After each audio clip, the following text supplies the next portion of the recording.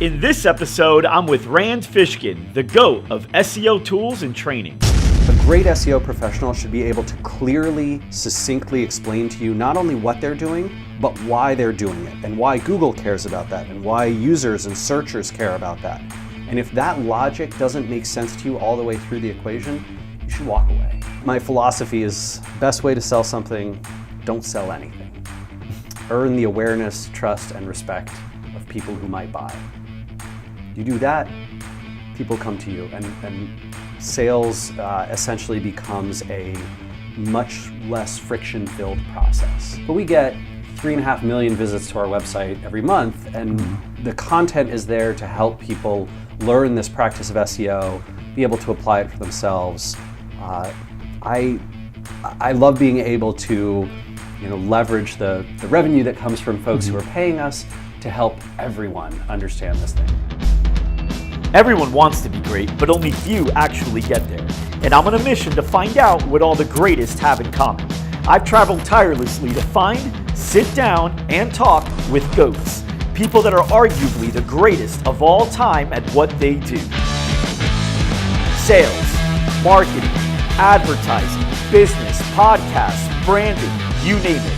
The way they do things may be different, but they all seem to see the world the same way. To them, success is not only achievable, but inevitable. And we'll get inside their heads as they share their expertise with me each week. My name's Mike Arce, and this is The GOAT Show.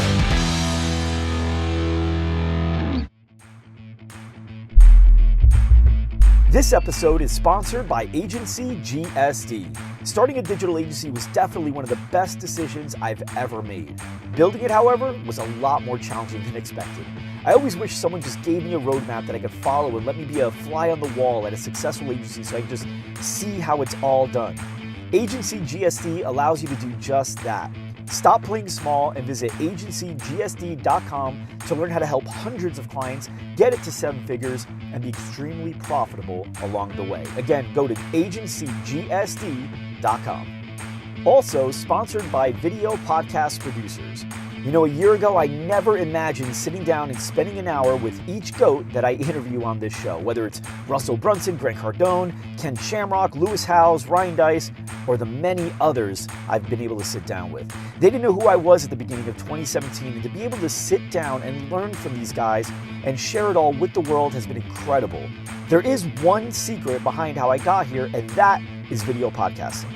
So if your goal is to be an influencer in your industry, then this is definitely one of the fastest ways to get there. Check out Video Podcast Producers at startavideopodcast.com and become the influencer that you know you should be. Again, that's startavideopodcast.com. What's up, everybody, and welcome back to another episode of The GOAT Show, where we interview people that are arguably the greatest of all time at whatever it is they do. And today, I'm here with Mr. Rand Fishkin. Rand, welcome to The GOAT Show. Mike, thank you for having me. Absolutely, man. So we're in Seattle right now. Yeah, right in the Moz offices. In the Moz office, which I've been a user of Moz for probably 7 years now, 7 years. I've been to MozCon before. It was my first Seattle experience. So now this is number 2, which is great.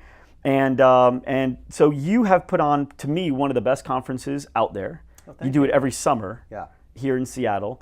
But you also put out a ridiculous amount of content, mostly around SEO and also building your business, right? Yeah, that's exactly right. I mean, Moz is an SEO software company, and a big part of our mission, and our focus is to help people do better marketing. And that's been a personal goal of mine since I started this thing, 14 years ago, right? Yeah. And so, as part of that, our software and tools can help a lot of professional SEOs, but there's a tremendous number of people. I think we have about 37,000 paying customers of Moz Pro or Moz Local, but we get 3.5 million visits to our website every month, and the content is there to help people learn this practice of SEO, be able to apply it for themselves.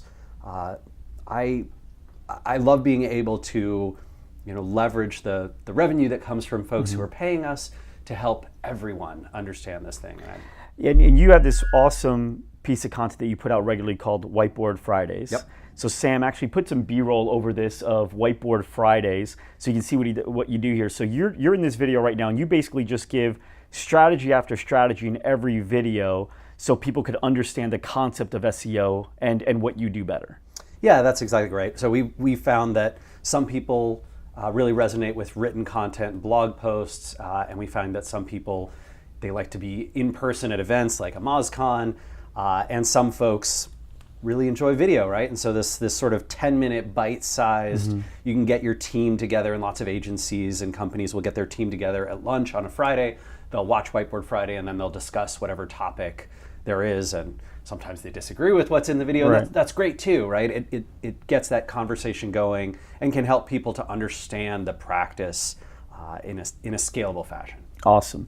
So what I want to accomplish in this talk that we're doing right now is, number one, I want to learn a little bit high level, what is SEO, Sure. right? For the people that are watching that really just want to be able to articulate it the best way. You're the guy that could probably articulate it better than anybody else. I also want to learn about your journey. Like, how did you go from, what was it, like in the 90s when you kind of started getting into the online world? A little bit, yeah. Right? And so how did you go from first time you did anything online to you are, what is it, the Wizard of Moz is what they call you here, right? I like punny titles, what can I say? Yeah. So I want to talk about that. And then I also want to talk about some business philosophies, as you've obviously evolved as an entrepreneur from day one. And we're going to talk about that as well. Cool? Sounds great. So SEO, obviously search engine optimization, that's what it stands for. But what is SEO?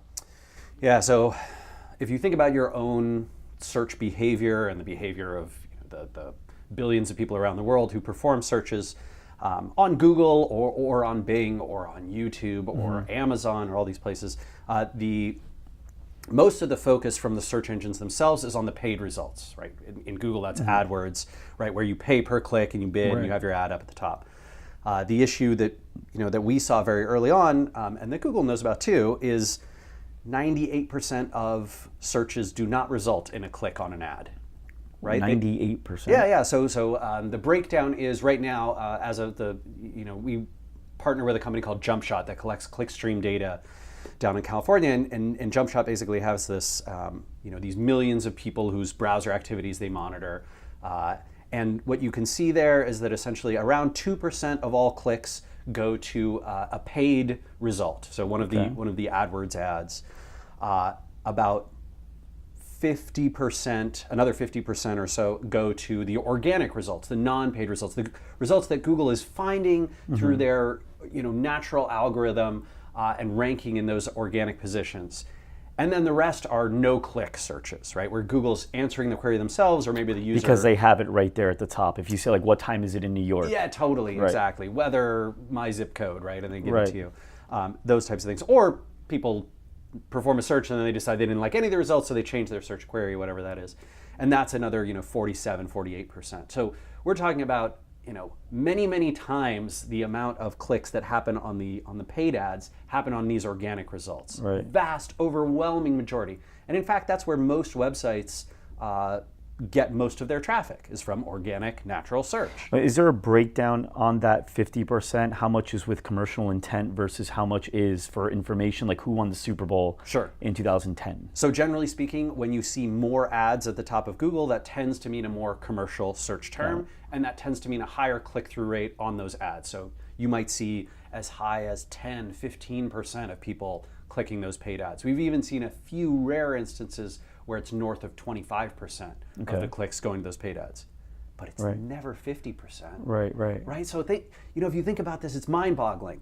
What did Google make this last year? Something in the $60 billion range, $57 billion range on paid ads alone. Wow. What do you think was spent on SEO? Right. Not that. I'd be shocked if it was $5 billion. But there's 10 times, 20 times the opportunity in SEO that there is in paid search. Why do you think people don't spend as much time building up their organic presence versus just going right to paid? So this is the argument I made to our venture capital investors, right, when I tried to raise money, which was basically, it's time consuming, it's difficult, it's very competitive, and it is hard to learn the practice and engage in it consistently. Unpredictable. It can be unpredictable. Certainly Google is constantly changing the types of results and the elements that they're using. But this is something that we believed software could help professional SEOs solve, and that's how we sort of built this business. So it is, SEO is something that if you invest in it with true commitment over a long period of time, and you give yourself a lot of room to fail up front, fail early, and then get better at it over time, you can have incredible results. I can't tell you the number of businesses I've seen just transform themselves from, gosh, we cannot afford to pay for ads, we can't get customers affordably, we can't get a good payback period. No one's saying you can't do both. You can absolutely do both, but for many companies, if they can get 80% of their leads coming through channels that they're not paying for, not paying for every customer, it transforms their business, right? Suddenly you have an immensely profitable, growing, scalable business versus something where you're spending $5 a click, the guy above you spending $6 a click. For every 500 clicks, you sign one customer's worth $2,500 to you. You're barely making the ends meet, as opposed to, you know what? We're paying nothing per lead. I mean, we put a bunch of time and energy and investment into SEO, but we get these leads out, and then it's more concrete afterwards, because once you really get that ball rolling, we've used your tool for, I think, 6 to 8 years, somewhere in that ballpark, and it's really great. And you're constantly adding to it and making it work better. And so I love the tool, but I don't think a lot of people even know that exists. We even use Mozbar. Oh yeah, sure. Yeah, which is a really great Chrome extension that you have. So for everybody that's watching and listening, if you have a business, which I'm assuming, because I know the audience of this show, if you have a business, definitely check out Moz as well as Mozbar. If you go to Google and type in Mozbar, and you'll see Chrome extensions. It's an amazing tool that helps you understand what your website's doing as far as your, I guess your score, the easiest way to say it, right? Yeah, your website score, as well as other websites that you may want to contribute to, whether it's writing on their blogs and doing stuff like that, or having them write for you. Yeah, the fundamentals of SEO, right?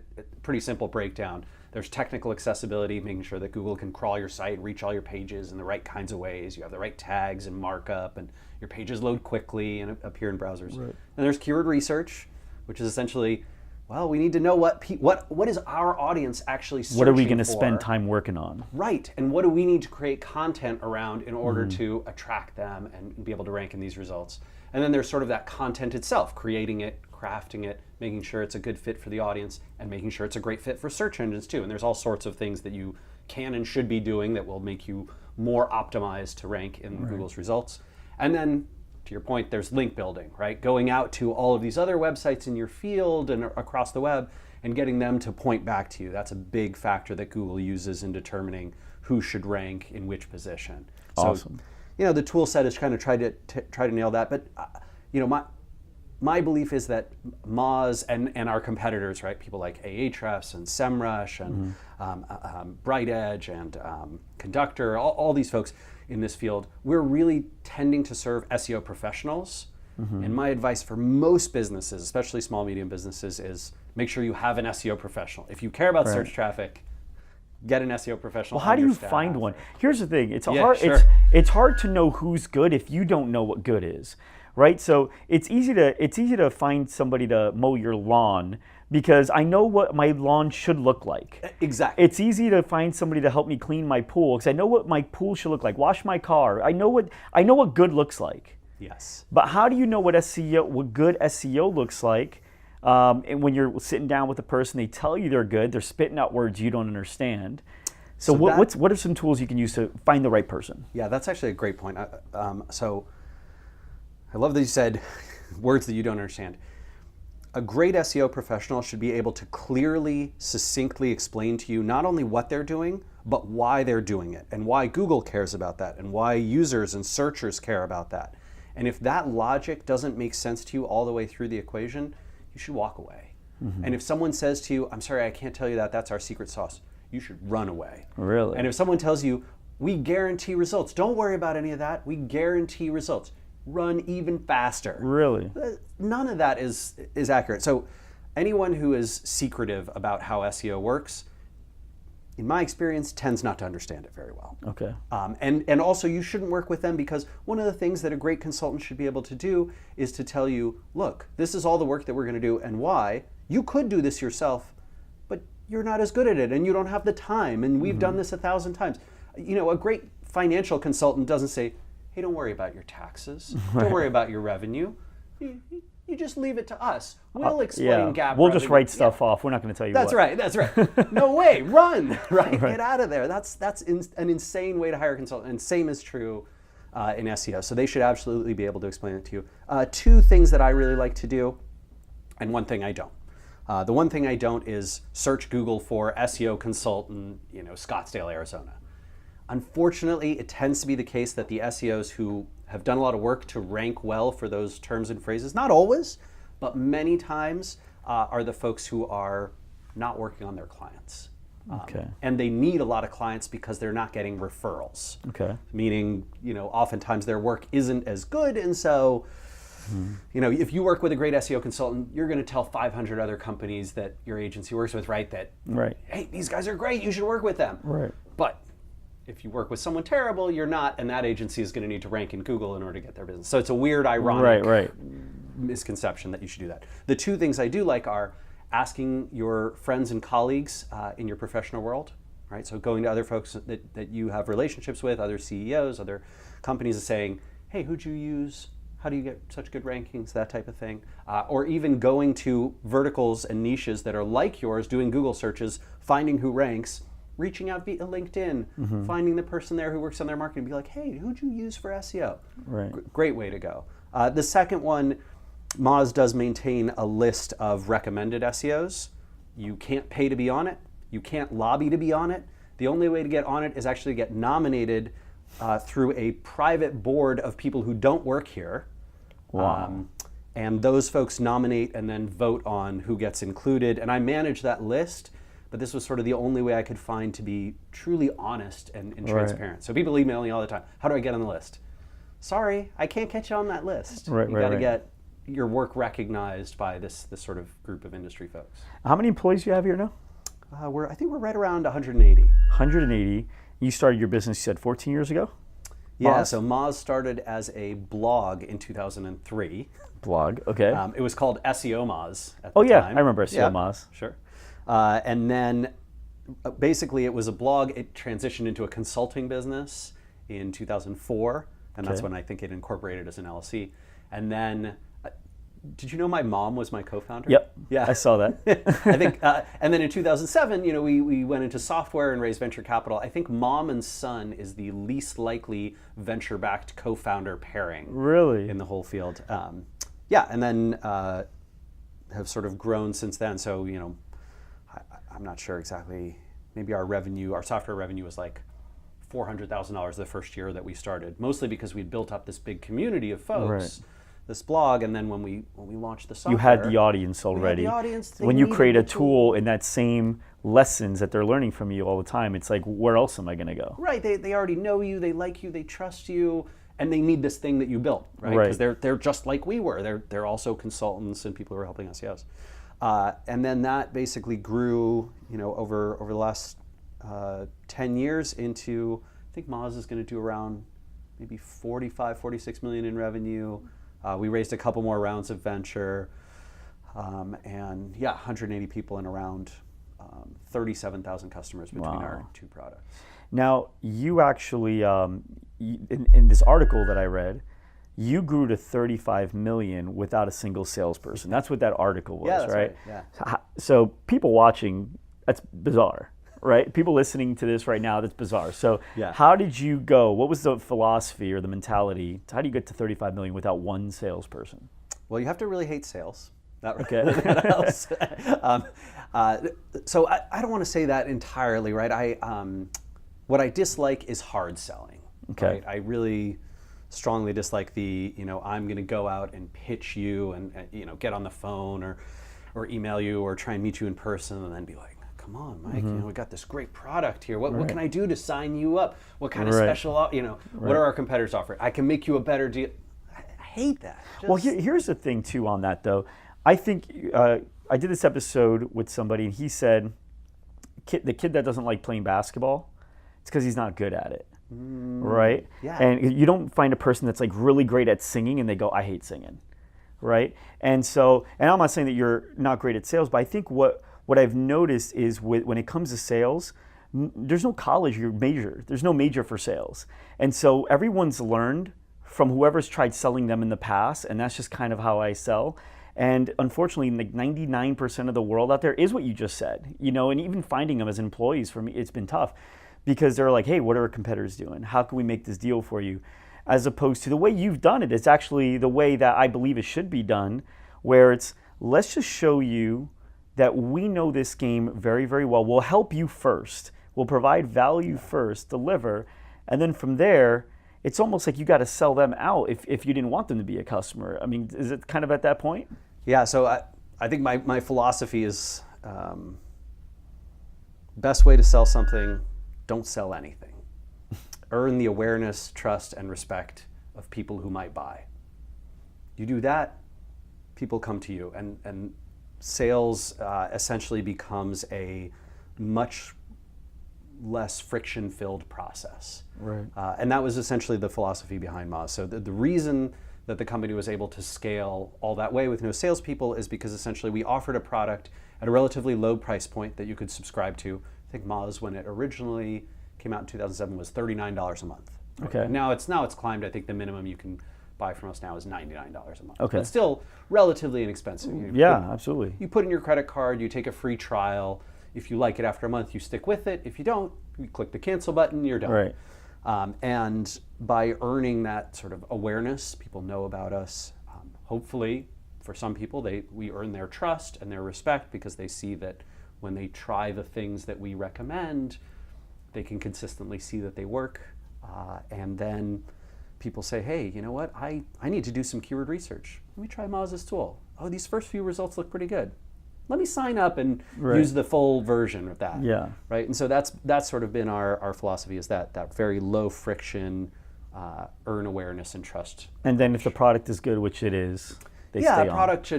A great product should basically sell itself. And then I think that there are some exceptions. So Moz now has salespeople, as we were talking about before, and those folks really focus on very large customers who have complex, purchasing paths and processes, and in order to get them onboarded, it requires some of that handholding. Right. Now, when this business Moz, you started in 2000. Well, it was a blog in 2003, 2004, 5-ish. You actually created the company to support the content, right? Was this like your second, third, fourth business, or did you just kind of dive into something new? Well, let's see. In college, I worked at the Wizards of the Coast Game Center selling Pokemon cards. Okay. So is that why there's so much Pokemon stuff around here? I saw in the stairs, there were Sam was showing me there was Pokemon, like figurines and stuff. I think that might be the millennials. I don't know where that came from. Explains why the millennials saw it. Like I didn't even see it. I walked right by that thing. So in college, I could use my employee discount to buy Pokemon cards at a discount and then sell them on Craigslist or eBay, all over the country, because Seattle is where Wizards of the Coast, who made the cards, was based, and you couldn't get them in a lot of places, and lots of parents were trying to buy them for their kids. So that was the only business experience I had prior to dropping out of college and starting to work with my mom doing web Not design. Exactly 120 employees. Oh, I mean, I'm talking about when you were doing Wizard of Moz. Yeah, it was just me and my roommate, and I think we made a total of $4,000, and we felt great. Yeah. We thought we were, How old were you at the time? 20. All right, so you were 1999. So that was your first thing of doing something online and getting money from it. Yeah, entrepreneurship, sort of. Okay, so then with this thing, this is a big deal. Yeah. I mean, you have businesses paying you money now to use your tool in order to grow their business. They're relying on you. So how did you learn all this stuff? Did you get a college degree in business? I mean, what is? I dropped out of school. Okay. I was a few classes away from getting a degree in finance, but I didn't get great grades in college. I was not a very attentive student, to say the least. I was mostly self-taught and failed. Like Mike, I don't know. You might have read about this, but from 2001 to 2005, my mom and I racked up almost $500,000 in credit card and loan debt. Wow. And we were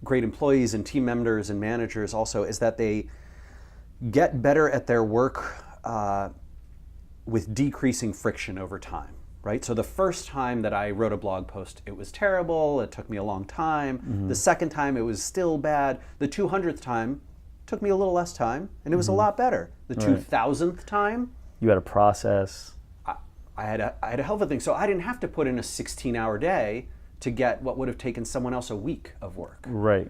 And that, I think, is another lesson that I really learned over time, is that if you can get better and better at a tactic, at a strategy, an investment, it can scale and you can earn incredible returns. So one of the things that they had asked you is, okay, in this article I read, it was one of the most intriguing articles I've read, and they were basically saying, okay, so you started this not really knowing anything about business, and they asked if you recommend others do that too, and you said no. There's too much content out there on how to run a business or how to build a business, right? Absolutely. And you put out stuff, don't you? Absolutely, yeah. So I mean, I have a book coming out next year called Lost and Founder, and that is all about, a little tiny piece, I think in one chapter is about SEO.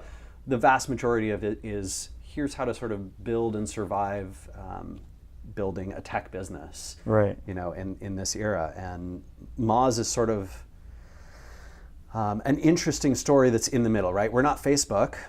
We didn't become a multi-billion-dollar success, but we also didn't fail, right? We've been a sort of long-standing business that's grown quickly some years. I think for our first 7 years as a software company, we were growing about 100% year over year, and then it sort of plateaued the last few years. I think Moz will grow maybe 10% this year. But we've learned a ton, just a tremendous amount about types of businesses that you can build, ways to make investments, ways to hire and recruit, how to build team culture, and you learn through doing it, through failure, through the occasional success and perseverance. And you learned certain things that you're really great at naturally. And terrible at. And so you've done something that a lot of entrepreneurs in the startup world, as they start to grow, they're nervous on if they should do it, how they should do it, when they should do it, and that's, you hired a CEO. Yeah. So you're not the CEO of Moz, right? Not anymore, yeah. But you used to be for a while. So from 2007 until 2014, I was our CEO, and actually our CEO now is Sarah Bird, who I had hired in 2007. She was my chief operating officer for many years, and then promoted her to the CEO role when I stepped down. How did you know that's what you should do, and how did you know when you should do it? Yeah, so back in 2013, I became aware, eventually self-aware, that I had a serious case of depression. And that was impacting me and my work, and my wife and everyone around me, my executive team and my board and all of our team members here. And it is not a healthy dynamic for a CEO to be in that place. And so I had a conversation with one of our board members, Brad Feld, from Foundry Group. And Brad is wonderful on this topic because he's actually also written publicly about depression. It doesn't matter if you have no money or hundreds of millions of dollars. This can affect everyone. It's not tied to your success or not, right? It's not tied to accomplishments or achievements. It can hit a lot of people. And in that conversation, we decided I should step down. We should make Sarah CEO, and we engaged in that in 2014. So for me, it was less of a I don't feel like I'm scaling with the business, and more of I have an acute case of a serious, mental health, emotional health issue, and the right thing to do is to take that seriously and stop it from harming other people. Has it been a good step for the company, for you? I mean, for me, absolutely. It has meant that, I was able to take time and recover. And today I'm in a very good place, and I got coaching and therapy and physical therapy and exercise and my Fitbit and monitoring sleep and health and all those kinds of things that keep me, I think, from sliding backwards. And for the company as well. I think that during that time period there were a lot of people who were looking at me and going, are we going to survive this? Yeah. Right? Can we even make it through? This guy seems like the sun's not even going to rise tomorrow. Really? And that's been tough. I think that one of the things that's been interesting to observe as I've been public and talking about this and writing about it is that a lot of entrepreneurs, actually, let me tell you a story on that front. So Foundry Group was one of our investors, and they've been very successful venture investors. They host a CEO summit every year at their offices in Boulder. And many of the CEOs make it out for that. So probably there were 42 CEOs at this summit. This is in 2014. And Brad Feld is leading a discussion at the end of the day. All these CEOs are gathered in sort of a semicircle, and he's in the middle moderating this discussion about mental health and entrepreneurship. And he asked at the beginning of the session, he said, I want you to raise your hand if you have had severe anxiety or clinical depression during your tenure. And every hand in the room except 2 went up. Every hand in the room but 2. I thought I was alone. I thought I was the only one, right? And now I see that this is pervasive. I don't know if it's correlation or causation, or there's some third confounding factor that means that if you have this thing that makes you likely to get depression, you also have this thing that makes you likely to be an entrepreneur. But I can tell. 2 weeks ago, a friend of ours in the SEO world, who's a really talented guy, looked up to by thousands of people, tens of thousands of people, we lost him to suicide, right? And so it is a serious problem. That you look at the New York Times comes out with their report around deaths of despair in America, right? Those that have come from overdose and opioid addiction and suicide. And it's heartbreaking. And I think one of the ways we can break through that is by having an open conversation. Mm-hmm. I think our parents' generation, they didn't talk about it, right? If you went to go see a psychiatrist or a therapist, you're crazy, you need to shrink, don't whatever. Tell anyone. Right. Especially as a man, you're not supposed to talk about your feelings, right? Because as especially back then, men were generally considered to always be the leaders of the household. Yeah, right. And the leader should always be, to everyone else, the leader should always be calm, collect, know what's going on, and that's worth following. And vulnerability was something that wasn't really an option back then. Exactly, and I think that creates this, I like to say, that the patriarchy doesn't just hurt women. Hurts men too. Right. A lot of things that you associate with maleness and being a man is very unhealthy for all of us. And so I think when we can open up, when we can talk about that, when there's conversations and people that you can look up to, I don't know if I'd been able to talk about my depression if it wasn't for Brad writing about his. Right. And that transparency, I think, can build a powerful connection and an ability to feel less alone, right? Like you have someone you can lean on. So and that's one thing too. I think a lot of entrepreneurs, there's these masterminds now. There's also these other organizations. It's good to join. There's this group called EO, stands for Entrepreneur Organization. Yep. You know about EO? I know them well. I've given talks there. Yeah. Mm-hmm. And it really derived from that, where I think it was 3 couples. They all went out to dinner, and this is everything was fine. Everyone was happy. And then the next morning, they found out that one of the guys actually committed suicide. The next morning, everything was fine though. Nobody ever mentioned it, but he was going through some really tough stuff. And so they created EO in order to have forums. So there's forums that have like 6 to 8 people in it, where for that 3 hours, everything's on the table and nothing leaves the room. And it gives you that chance. So people talk about like divorce, they talk about problems with children, they talk about stuff, really almost everything except for business in that 3 hours. And sometimes that's all they need. Yeah. That's it. I don't need a full-time therapist sometimes if I can nip it in the bud early, right? I just learned that phrase from Kelly. I was saying nip it in the butt for a while. I didn't know it was bud. It's one of those things you learn at 35, I guess. I don't know. Yeah, from a 23-year-old. Plenty of those, yeah. So I think it's great to always find people that are like-minded, that are going through the same stuff you do. And you think about it, if you lose a child, the first thing you do is you find these organizations where other people have done it too, so you can see how to cope with it.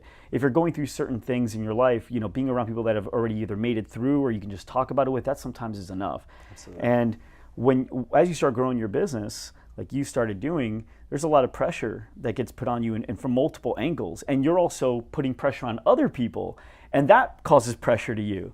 It's a lot of stuff. That's your job. I mean, I think that for many entrepreneurs, they feel this pressure is particularly acute in the venture capital world, right? Because you're backed by millions or tens of millions of dollars, and the expectation is 5 to 7 years, we're going to return 10 times that money to our fund, or you're going to be one of the companies that dies, right? And 90% of the companies are going to die.